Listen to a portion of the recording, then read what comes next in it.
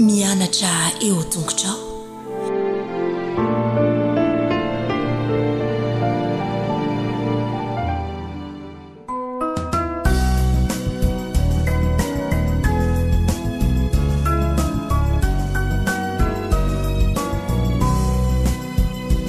Emisaucanao Jesu malalo chachizao futona mamizao yanaranai antunguchao izahai izai pianachao kuambitenenale Jesu malalo izahai iainuchalanao kahirote nyavyamina itwechapechakawampunaya kuambitenenale Jesu malalo izahai iainuchalanao kahirote nyavyamina itwechapechakawampunaya irote nyavyamina itwechapechakawampunaya.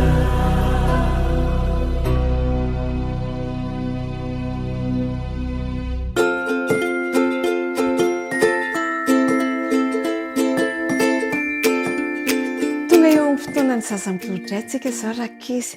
Efa vonina ve ny ankizy kely, efa vonina iain'ny lesona indray.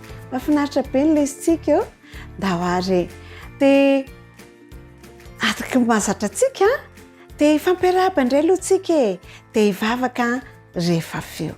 Da hoary ao aorianan'ny isa telo, isa roa telo. Manaona falita faona raha vo mahitanao manaona ianao. Manahoana tompoko, salama tsara indray ve ny zaza minono kely? Eny ary andeha ary hiaraka hivavaka indray isika. Kambana ny tanana, ahondrika ny loha, akipy ny maso. Jesosy malalo, misaotra anao zahay fa mbola afaka manao izao lesona izao indray. Ampio zahay mba ho zaza endry, tsy mahay mankatoa, tsy mitapatapa. Amin'ny anaran'i Jesosy nangatanay vavaka. Amen. Eny ary, merina ny tsenjery ny lohateny lesona sy ny tsenjery. Lesona voalohany.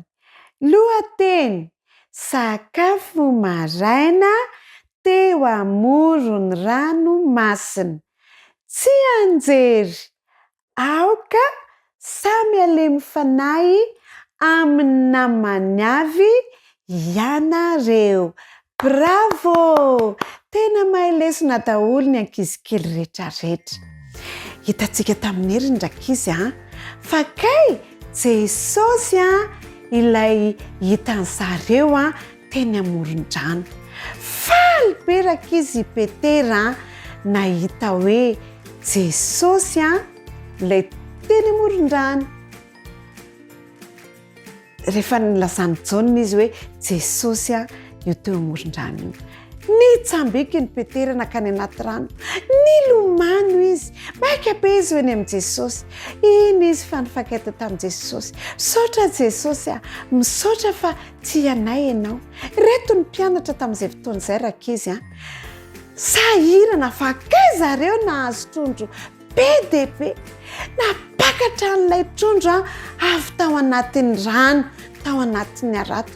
Trondro be dia be, sady ngeda be dia be, feno saika arovotra ny araton'ny zareo.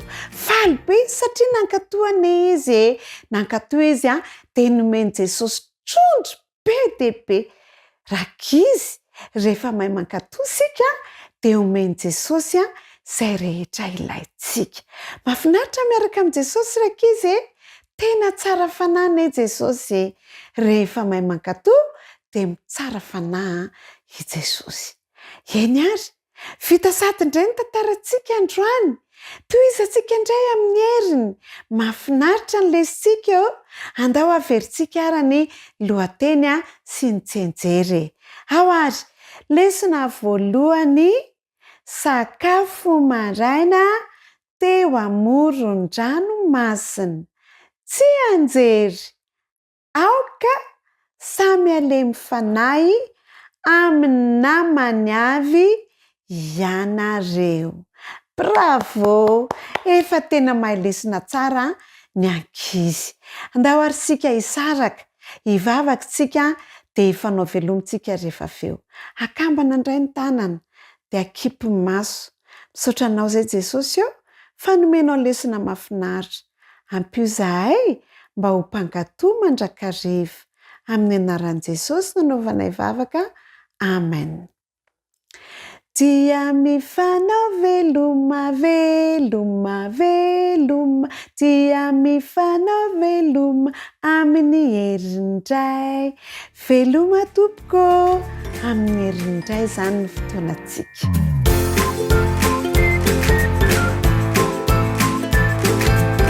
Dia manahoana daholo indray ny Zaza Bodo namako hoe miarahabantsika rehetra mpanaraka amin'ny fandaharana ny lohatenin'ny lesona sy ny tantara izay hoenontsika indray ho jerentsika raha izy dia hoe ilay vehivavy teo amin'ny dobo fatsakana.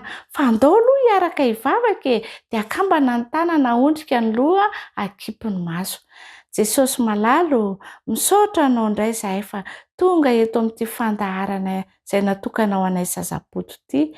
Omeo fanahy masina izay mba hanananay fahendrena ho mpiaino tsara. Amin'ny anaran'i Jesosy, amen.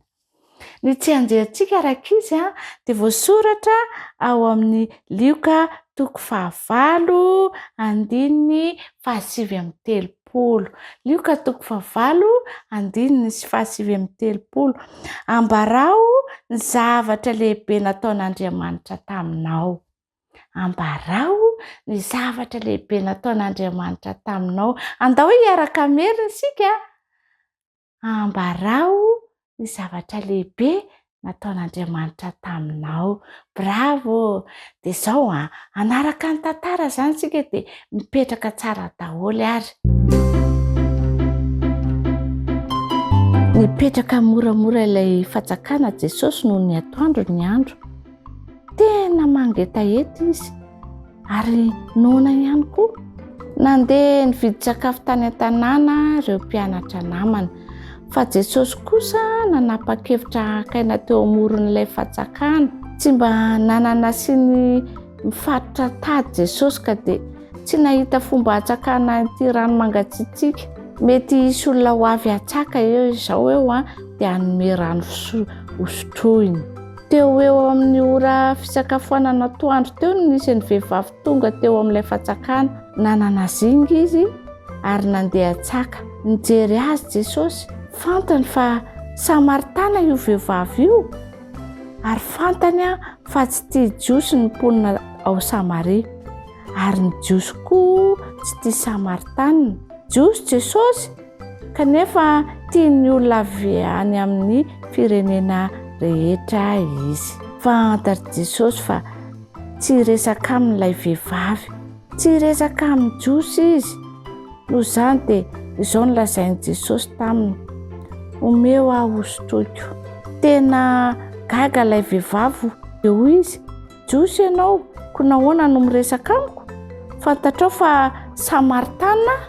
Marina izany hoy Jesosy tampitsikina. Tena nomboka niresaka tamin'ilay vehivavy izy. Tena liana tamin'izay nambaran'i Jesosy ilay vehivavy ka hadininy hatramin'ny fakana rano hosotroin'i Jesosy. Fantary Jesosy fa nanana olona iray ilay vehivavy. Nanana olana anankiray izy. Fantany fa tsy dia tiany olona loatra izy. Tsy mampaninina an'i Jesosy anefa izany. Tiany olona rehetra. Na dia reraka sy nangetaheta aza Jesosy dia natsapa fa mila mahafantatra ny momba ny fitiavan'Andriamanitra ilay vehivavy. Tia hanampy azy izy. Eny mihoatra noho ny fitiavany tia azo ny rano hosotroina aza. Rehefa niresaka izy ireo dia nambaran'ilay vehivavy taminy fa efa fantatry ilay vehivavy hoe nampanantena mpamonjy izay ho avy Andriamanitra hanampy ny olona ahalala azy bebe kokoa. Nahitaitra azy tampoka ny nilazany Jesosy hoe izaho izany mpamonjy izany. Tena faly ilay vehivavy.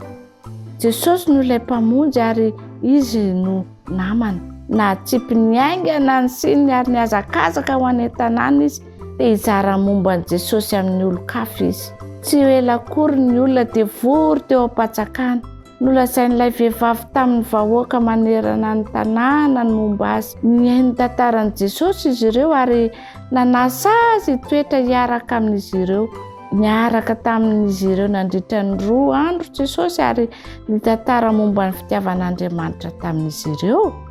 Tsisy manampy ny olona rehetra Jesosy. Tsy nampaninina azy izay fiavian'izy ireny na izay mety ho tareny. Mila mahafantatra momba an'i Jesosy ny olona rehetra. Afaka manampy ny hafa ange ianareo amin'ny alalan'ny filazana ny momba ny fitiavan'Andriamanitra ny hafa. Dia azonareo atao koa ny manam-pitiavana tahaka an'i Jesosy.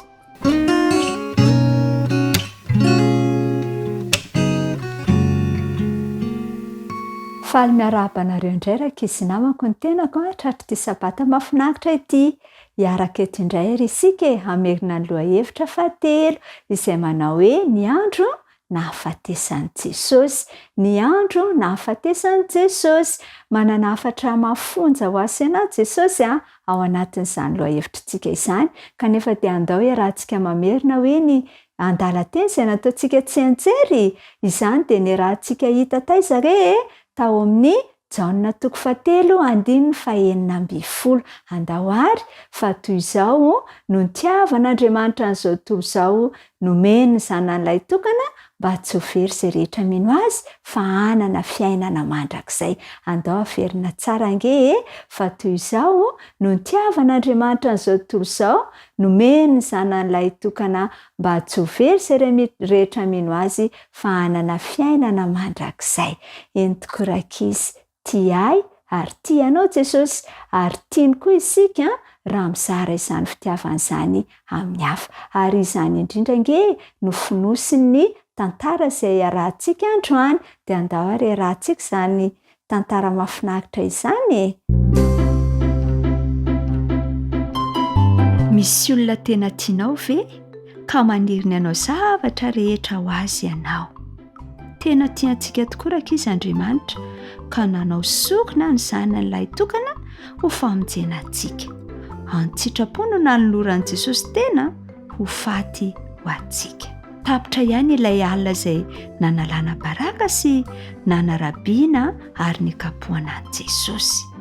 Ary indro izy ankehitriny fa nentiny miaramila ny voaka ny tanàna miaraka amin'ireo jiolahy anankiroa handeha ho ambony amin'ny hazo fijaliana. Lehilahy iray atao hoe Simona ange no nilanja ny hazo fijalian'i Jesosy ho eny amin'ny toerana hamatsiana azy. Ho tanterahana tsy ho ela ny asa mahatsiravina. Tsotra ange ny nambaran'ny Baiboly. Ary nomboan'izy ireo tamin'ny hazo fijaliana izy fa ny olona velona tamin'ny fotoana nanoratana ny filazantsara dia mahafantatra tsara ny hevitra izany. Fahafatesana miadana sady mampijaly ny fanomboana amin'ny hazo fijaliana rankizy. Mazana manaraka ny gadra avy aoriana ny vahoaka mandra-pahatongavany eny amin'ny toerana izay hamonoana azy ka manala baraka sy manevateva ilay olona ho vonoana izy ireo eny an-dalana. Tsy maintsy fatsian'ny miaramila ny tongotra aman-tanan'ilay gadra izay ombony ary miady lavaka ny miaramila hanatsatoana ny hazo fijaliana. Eny, fantatry ny olona tamin'izany fotoana izany fa fanomboana amin'ny hazo fijaliana ny fomba ratsy indrindra ny tondrana ho amin'ny fahafatesana. Ary izany indrindra nefa no natao tamin'i Jesosy. Nofatsian'ny miaramila izy ary natsatoka izy ireo teo afovoan'ny hazo fijalian'ireo jiolahy anankiroa ny hazo fijaliana. Nitangorona nanodidina teo ny vahoaka izay nanaraka azy. Mbola nitohy hatrany ny fanarabiana efa nataon'izy ireo nandritry ny alina rankizy. Raha zanak'Andriamanitra ianao midina miala amin'io hazo fijaliana io. Hoy ange ny antsoantson'ny olona iray ny sasany no vonjeny fa ny tena ny tsainy vonjeny. Hoy kosa indray ny hafa. Midina hiala amin'ny hazo fijaliana dia ino anao izahay? Hoy ny fanifany sasany. Raha akasitran'Andriamanitra izy, aoka izy hamonjy azy ankehitriny.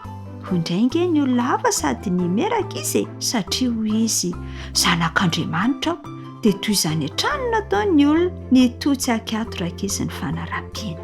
Na ilay jolahy iray izay niaraka nombona taminy aza mba naneso azy koa na mafy aza ny fanaintainana sy ny fanarabiana dia mbola nisy zavatra ratsy lavitra noho izany niatra tamin'i Jesosy. Nandray ho an'ny tena ny fahotantsika nge izy raha tonga teto tany ho fato atsika. Nifatratra teo aminy avokoa ny eloko ny olona tsirairay raha nahantona tamin'ny hazo fijaliana izy.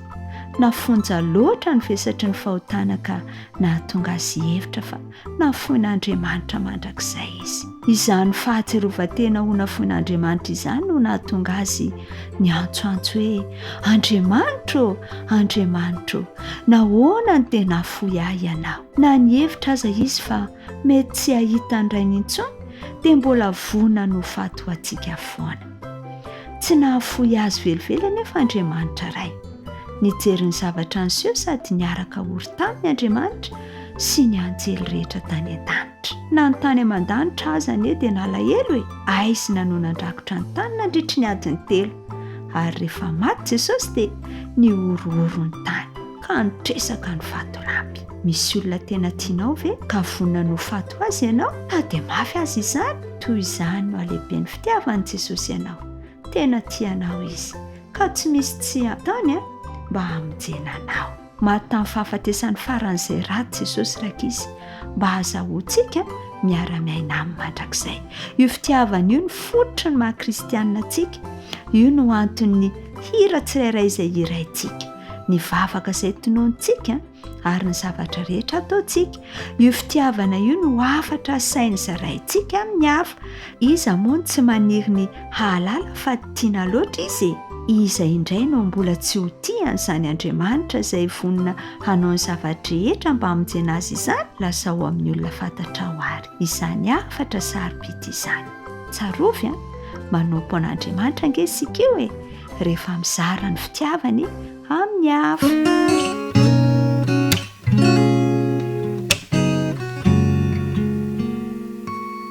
Ampifaliana trano no mbola hiarabanantsika tanora tsirairay avy indrindra ho an'ny Tanora Zandriny izay hiaraka eto indray tsika amin'ity anio ity.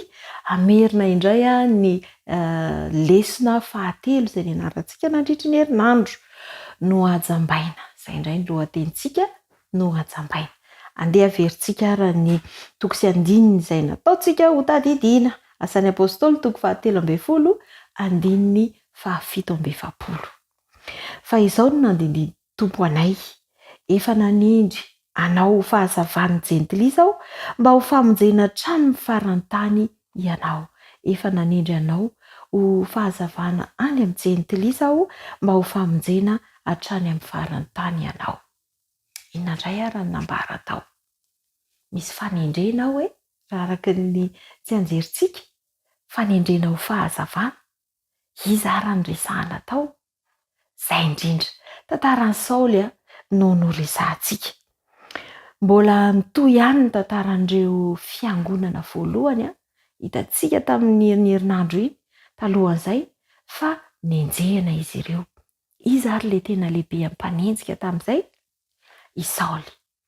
Nafana fo loatra i Saoly ary ny hevitra izy fa tsy izy mihitsy ho fivavahana izay nentin'i Jesosy teo amin'ny mpianatra io.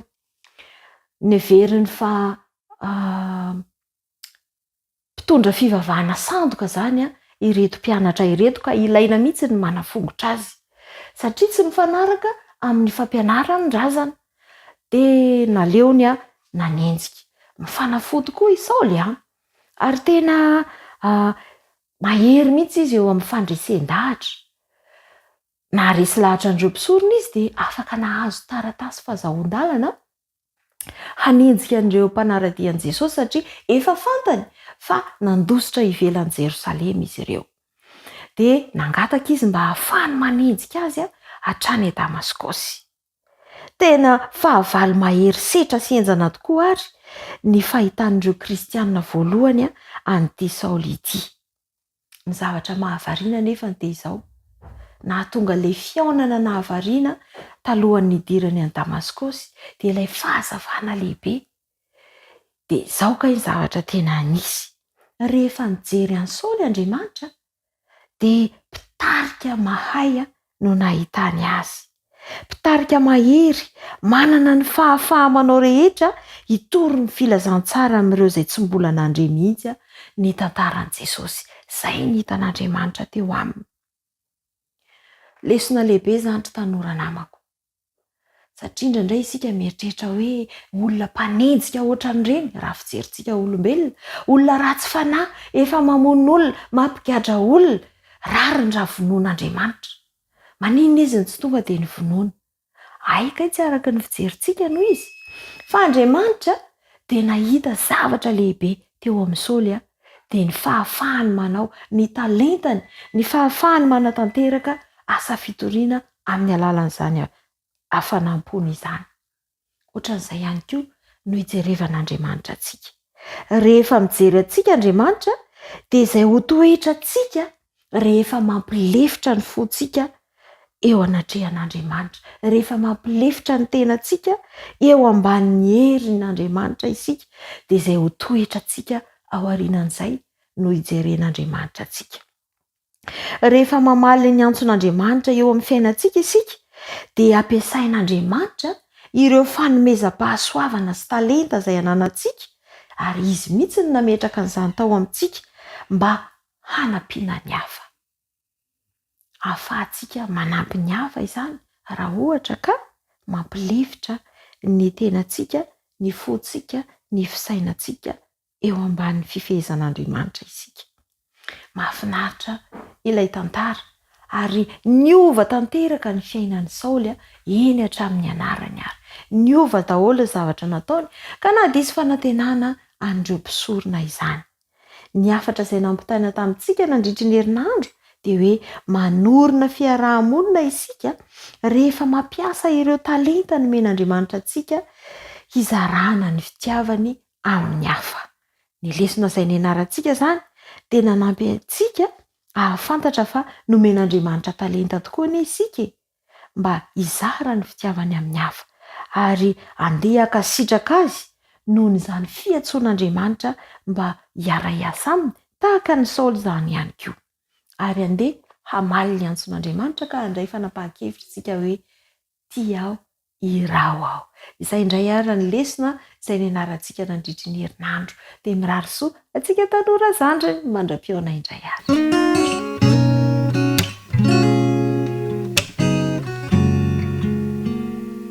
Miarabany tanora 13 taona sy 14 taona rehetra natratra ity fotoana ity indray miarabany zoky ny ray aman-dreny ny zandry rehetra ihany koa.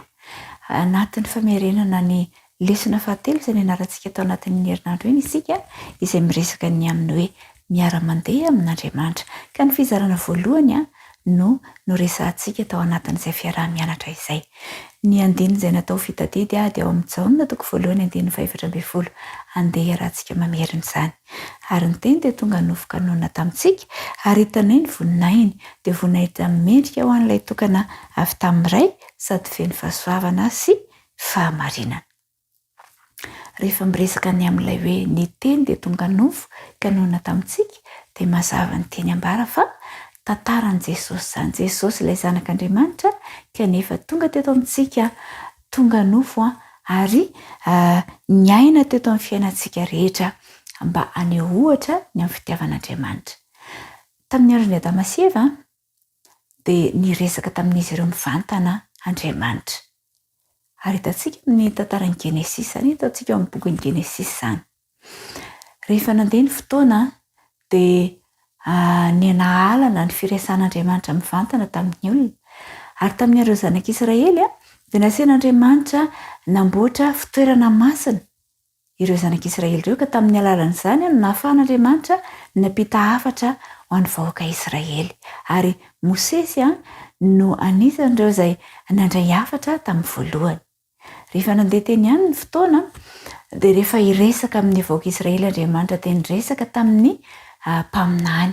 Misy mpaminany maro izay hitantsika ry Samuela, ry Eli, ry Elisa sy ny maro rehetra ihany koa ao amin'ny soratra masina ny ahitantsika n'izany. Dia rehefa taty aoriana dia tonga Jesosy nirahana avy any an-danitra mba hampianatra antsika mihitsy hitany maso mba aneho an'izany fitiavan'Andriamanitra ny olombelona izany. Ary rehefa niakatra ho any an-danitra indray Jesosy dia nirahana ny fanamasina mba hampianatra antsika indray ihany koa.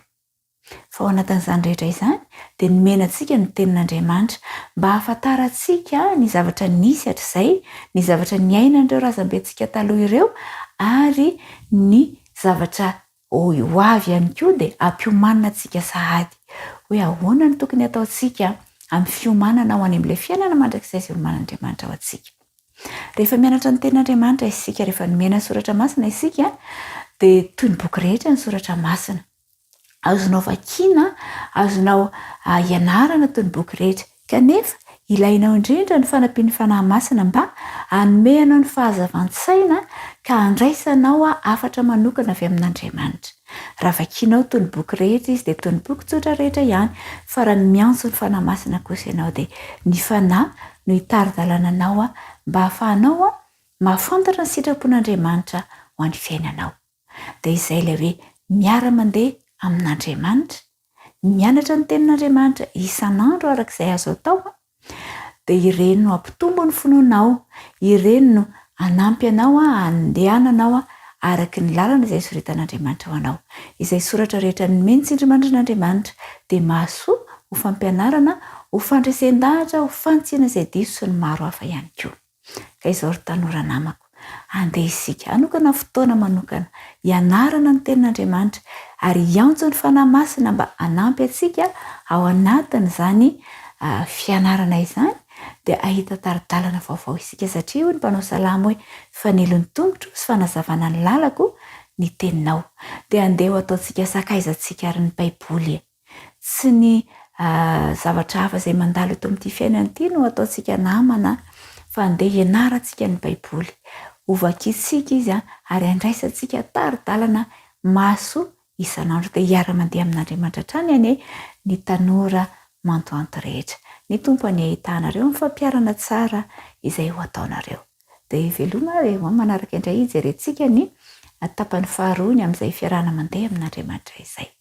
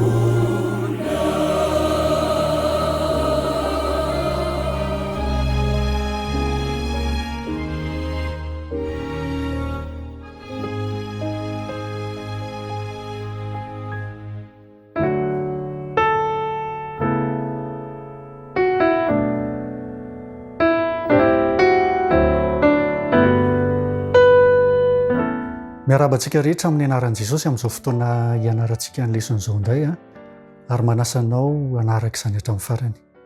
Ny lesona fahatelo mitondra ny lohateny hoe mamiratra ao amin'ny maizina ny mazava no hitantsika tao anatin'ny nenemana lasa teo iny, kanefa mialohan'ny zavatra rehetra dia andeha isika hivavaka fohy. Vavaka isika.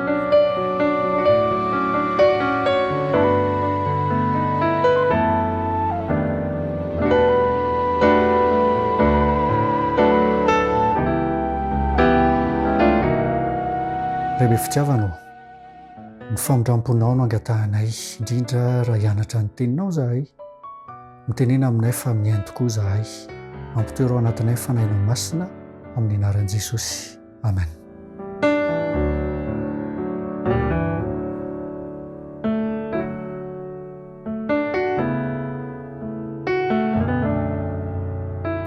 Ny tsy anjery dia hitantsika ao amin'ny Jaona toko 12:15 manao hoe: dia hoy Jesosy taminy, mbola kely ihany no hitoeran'ny mazava aminareo, mandehana raha mbola manana mazava ianareo, mba tsy hahatratra anareo ny maizina, fa izay mandeha maizina dia tsy mahalala izay alehany. Tao anatin'ny lesona ary resahan'ny bokin'ny Apokalipsy, sy ho toy ny dragona sy menarana ny devoly. Dragona izy satria maniry andringana vahoaka an'Andriamanitra, ary menarana satria mampiasa ireo lainga sy hafetsena rehetra mba hamitahana. Fampijaliana ny olona tian'Andriamanitra no nampiasain'ny devoly, na tsy mpiroviraviray ny liona, ny dorana tamin'ny atotan-kitay, marobe ireo fampijaliana izay nahazo azy. Ny ely hatrany anefa ny filazantsara ary ny tombo ny fiangonana. Nanova ny paikady ny devoly, na enika amin'ny fiangonana ny fahadisoana rehefa nampifangaro ny fahamarinan'ny soratra masina tamin'ny fomba mampanao ny izao tontolo izao ireo mpitarika. Ho hitantsika ary amin'ny tapany voalohany hoe nanao ny marimaritra iraisana ny devoly ho fitaovana hamelezana ny fiangonan'Andriamanitra, ary faharoa manana vahaolana hatrany Andriamanitra ho fiarovana ny vahoakany. Voalohany ary marimaritra iraisana hafetsena ampiasain'ny Satana. Ny teny hoe marimaritra iraisana amin'ny ankapobeny dia manondro ny fanaovan-javatra izay mampiompo-kevitra sy faneken'ny rotontana tokony olona maromaro. Ny tsiambaratelon'izany fifanekeny izany dia miorina amin'ny fandeferana. Tsy maintsy mamoy zavatra anankiray ny andaniny ary ny ankilany, ny andaniny sy ny ankilany mba ahafahan'ny rehetra miara-monina hitohizan'ny fiarahamonina. Zavatra mihiby ho marimaritra iraisana io, izay midika ho fahaverezan'ny tombam-bidy manan-danja, ary koa ny fitsipika sy ny fahamarinana na ny hatsaran-javatra iray.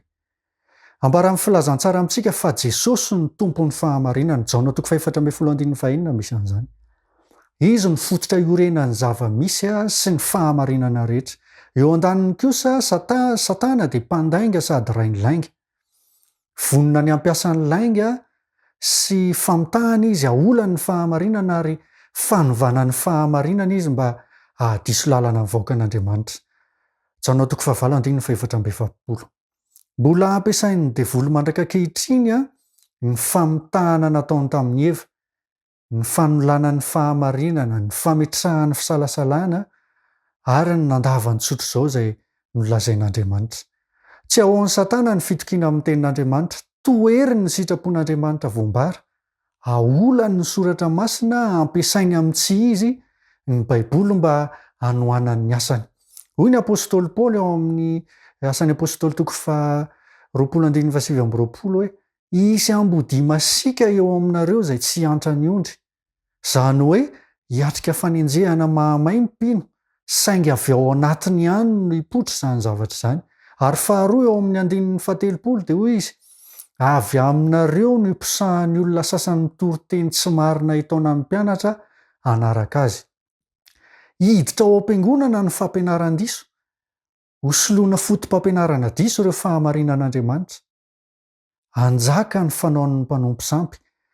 Tafatsofoka mangingina ao amin'ny fiangonana kristianina ny marimaritra iraisana dia atao hoe ho fampandrosoana ny asa no anton'ny fanamarinana an'izany. Saingy izao ny voka-dratsy aterany dia ny fandaozana ny fahamarinana araka ny tenin'Andriamanitra. ny fanontaniana mipetraka dia ity mahatratranao ve ny marimaritra iraisana ary karazana marimaritra iraisana inona no hitantsika miditra ao amin'ny fiangonana ankehitriny marina tokoa fa ny ratsy dia mitady marimaritra iraisana amin'ny fahamarinana satria tsy ho velona izy ary tsy hitohy ny asany raha ohatra izy ka tsy manao an'izany izany no antony hano izany devoly hatrany ny asany amin'ny fanontonana ny fiangonana anao marimaritra iraisana mampalahelo fa tafalatsaka ao anatin'ny marimaritra iraisana tokoa ny fiangonana tahaka izay nahazo ireo razamben'ny olona hatrany am-boalohany Andriamanitra nefa tsy manao marimaritra iraisana ny toetra ho marina mandrakariva Andriamanitra no azavainy fa mbola azo ataony adamaseva no velona na dia nandahy azy izy tsy noho ny fanambarany Satana mikasika ny hoe tsy mety maty ny olona fa na koa hoe no ny fanaovan'Andriamanitra marimaritra iraisana fa noho ny fananan'Andriamanitra drafim-panavotana araka ny fitiavany mandrakizay ny olombelona nanomboka ny asa io drafim-panavotana io raha voalavo tamin'ny fahotana ny olombelona araka io drafitra io izay tsy marimaritra iraisana velively dia nanome antsika fahafahana vaovao ary isafidy ny famonjena sy ny fiainana ary ny fiarahana aminy Andriamanitra tsy vokatry ny marimaritra iraisana io tompontsoa vaovao io sy io famonjena io tsy tokony hafangarontsika izany amin'ny hoe marimaritra iraisana sy ny faharim-pon'Andriamanitra sy ny fitiavany ary ny fahasoavany avy amin'ny sorona nataon'Andriamanitra no nahazona ny famonjena sy ny tompontsoa vaovao ananana fiainana noho ny nanaovan'Andriamanitra noho ny tsy nanaovan'Andriamanitra marimaritra iraisana indrindra no nanaovany sorona isika ny tokony ho faty fa Jesosy no natao sorona ary izay no manambara fa tsy nanao marimaritra iraisana velively mihitsy izy fa ny safidiny ho faty eo amin'ny toerantsika mba hiazonana ny fahamarinana sy hanehoana ny fitiavany sy ny tsy azo ovana ny lalàna sy ny didy izay napetrany hatrany am-boalohany dikan'izany dia fanamelohana ny fahotana ny nisy fa tsy nanao marimaritra iraisana Andriamanitra noho izany antony izany indrindra koa ny tokony tsy hanaovan'ny vahoaka an'Andriamanitra marimaritra iraisana mihitsy na ho an'ny fiainany na ho an'ny fiangonana faharoa manana fiarovana amin'ny paikadin'ny Satana isika dia izao araka ny hita tao anatin'ny lesony dia hoe voaro ny teniny miaro antsika ny tenin'Andriamanitra ny tenin'Andriamanitra mantsy dia fanambarana tsy mety diso ny sitrapon'Andriamanitra maneho ny drafitry ny lanitra ho famonjena ny olombelona izany ny soratra rehetra nomeny ny sindrimandrin'Andriamanitra mantsy dia mahasoa koa ho fampianarana ho fandresen-dahatra ho fantsiany izay diso ho fitaizana amin'ny fahamarinana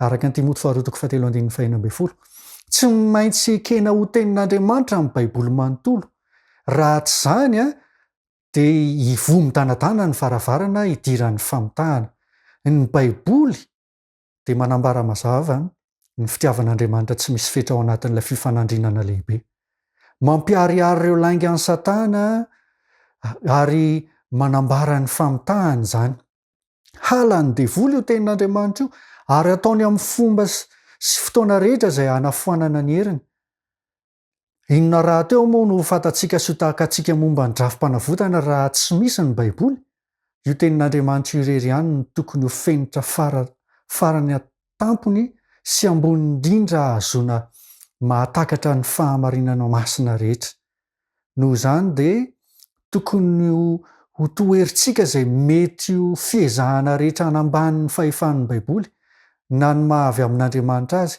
eny na dia izay milaza ho manam-pitiavana fatratra amin'ny Baiboly aza kanefa mametraka fisalasalana momba izany tenin'Andriamanitra izany na ankolaka izany na mivantana dia tokony hitsangana isika hanohitra izany ny fisainan'ny olombelona ivelany fotsiny dia tsy mahatakatra ny soratra masina miasa amin'ny alalan'ny fisainantsika io mantsy ny fanahy masina ary ny ady ao amin'ny Kristy sy Satana dia ady mba hanjaka ao amin'ny fisainan'ny olombelona kanefa na maranitra toy inona aza ny sain'ny olombelona raha amin'ny herin'ny tenany monja dia tsy ho hainy ny hahatakatra ireo fahamarinan'Andriamanitra ao amin'ny soratra masina tsy hevitr'olombelona mantsy ny fahamarinana fanambarana avy amin'Andriamanitra mihitsy izany anisan'ny famitahana mahomby indrindra ataon'ny devoly ny mitarika atsika olombelona iny fa momba ny fisainan'ny olombelona fotsiny dia ampy fa tsy mila ny fanahy masina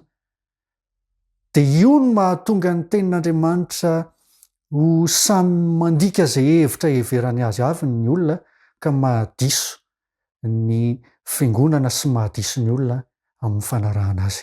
Tsy mamela antsika irery Andriamanitra atao amin'ny eo amin'ny diantsika eto an-tany ho any amin'ilay fodintsika ho any an-danitra. Manondro antsika ny soratra masina izay mitarika antsika ody ny fanahy masina.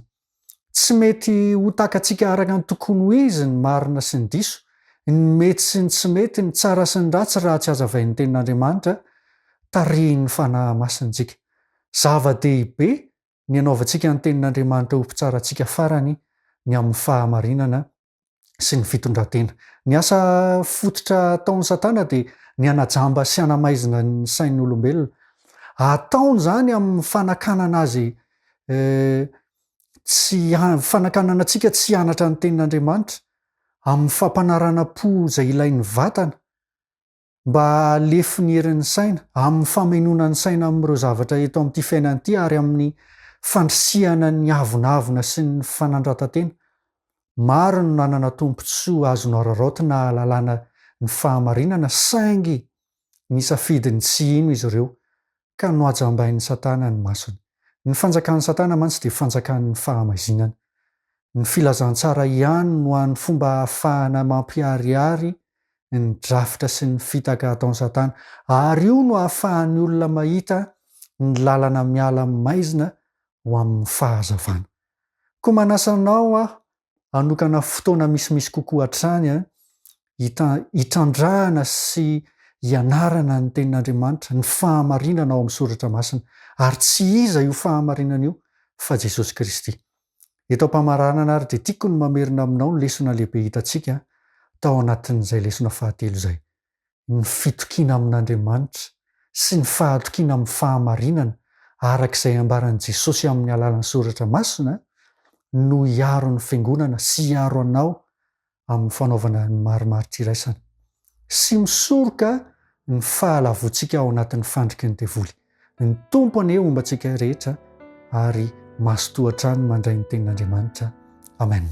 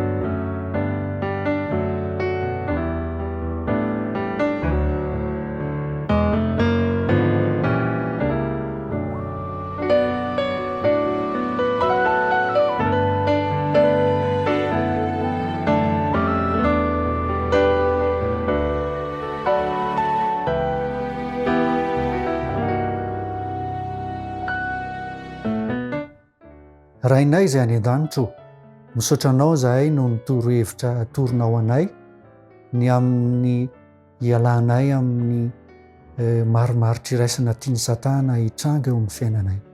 Ampio zahay mba hanoka-potoana amin'ny fianarana ny teninao sy ny fahamarinanao ary hiaraka amin'i Jesosy Kristy ilay marina ka ho voaro amin'ny fitaka amatorany anay eto amin'ity tany ity zahay. Mamindrafo aminay rehetra, mamelany ilokay tamin'ny lasa ny nanaovanay atsirambina ny fankatoavana ny tena marina araka ny teninao. Fatonononay ary sandratray amin'ny anaran'i Jesosy Kristy izany vavaka izany. Amen.